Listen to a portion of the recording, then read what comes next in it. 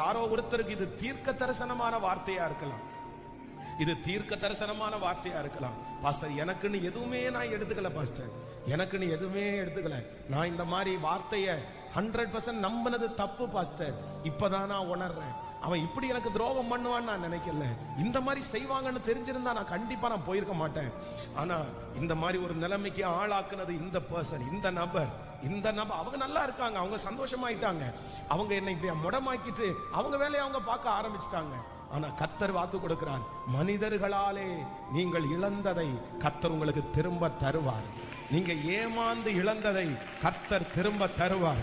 நம்புறவங்க முழு பலத்தோடு S S, இது நடக்கும், இது நடக்கும், இது எழுத்தின் பிரகாரமாகவே நடக்கும், இது அப்படியே நடக்கும். ஹalleluya, thank you Jesus. என் பிள்ளை ரொம்ப நல்ல பிள்ளை தான் பாஸ்டர், என் மகன் நல்ல மகன், என் மகன் நல்ல மகன்.